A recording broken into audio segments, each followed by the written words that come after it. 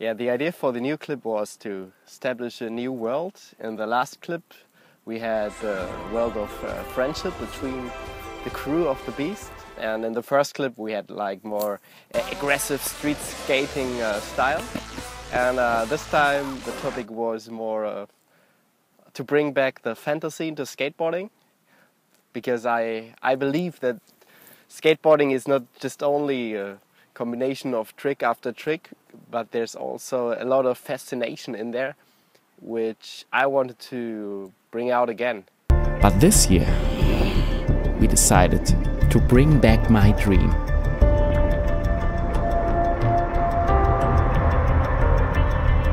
In this clip I wanted to introduce a very bright side and I wanted to introduce a dark side.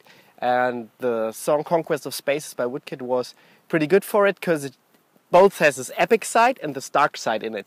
And I thought in the process of making it that it was like us fighting against some evil spell which we have to conquer. And I tried to build this up in the editing with the different worlds. You have this very bright world with a color pulver, and you have the very dark world. And when Richie lands his 360 flip, there's this pulver going all over, and then it's like a spell and everything gets dark again, and we go into this dark world and then suddenly come out of it again. So I thought if I have a high-speed camera, I have to move at high speed.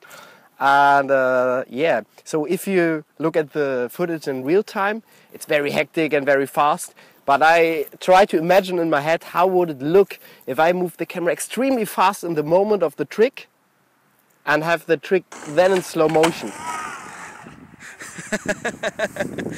So I always try to move very, very fast. So I jumped with the camera, I was skating extremely fast, jumping from my board, moving the camera from left to right to have a smooth motion in the end and an interesting camera perspective. And I had several tricks in my mind, and for every trick I had like a movement. So in the end it looks very smooth how the cameras moved, but in the moment of the actual trick it was really like so we had to do a lot of tries to actually get it. Ready to start the conquest of spaces, expanding between you and me. To film it, like Eric did a 360 flip out of a bump, and we had to cross it with the car.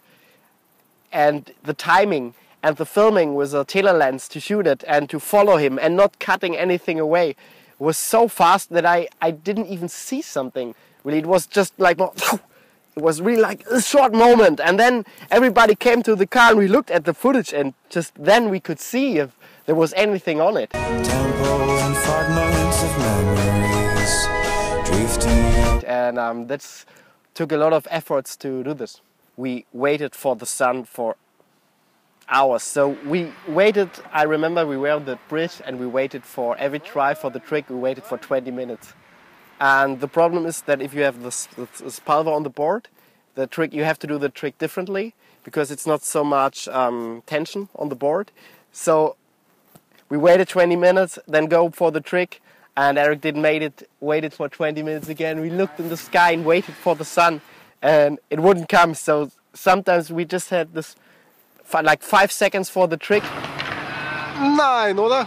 And we wanted to do it, but then there was a car coming and it was gone again, and I was just screaming, no!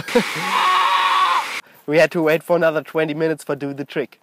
And so we planned to do more tricks and more action, but we just had to stay on the basics, because every try we did with a pulver was like €1, €2, because we always had to fill the board with the pulver, and then we did the trick, and every time somebody did not land it, I knew it. Okay, €2, €4, €6. So I really paid for every try they did, not landing the trick.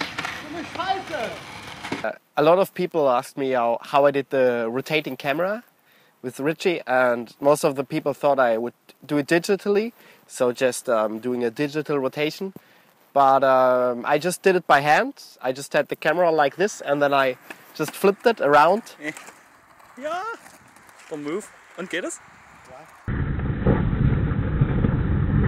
and it was pretty tricky, and we had to do a lot of tries because the camera had to be exactly in the moment which he's doing the flip. It had to flip in the same way. He had to do a good flip. The board had to be in the middle of the road, and yeah, so we needed a lot of tries, but in the end we did it, I guess.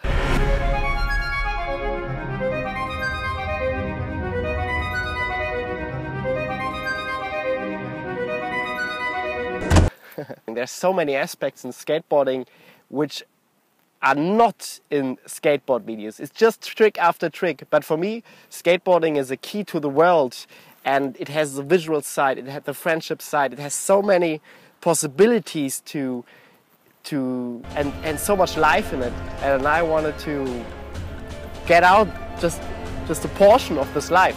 And some people say, oh, these are just effect shots. So are these real effect shots? If this would have been effect shots, it would have been a shot which would be animated and would not exist in reality. But we just have more frames in it, and every frame is existing. Nothing in the movie isn't existing, it's just slower. And it's a cinematical approach because it's my interpretation of how the world and skateboarding works. So for me, this is skateboarding. This is completely skateboarding. This is my world of skateboarding. But I'm happy when people say, like, now in the comments, that they get back on the board again and that they are motivated. Ready to start the conquest of spaces, expanding between you and me. Come with the night, science of fighting. I think the most fun was the whole shooting. A lot of skaters came together for being together again and doing the next clip. And we stood up so early. We stood up at 3 o'clock, met at 3:30 and waited for the sun to go up because we wanted to use every good light condition we had. The whole thing, like coming together and doing this clip, was like a big party, a big friendship party. And so we shot in the morning, then we slept the whole day and waited for the light to be good again. Then I woke them up, we came together again, and we shot until we just couldn't do anything anymore because, yeah, and this was an amazing time.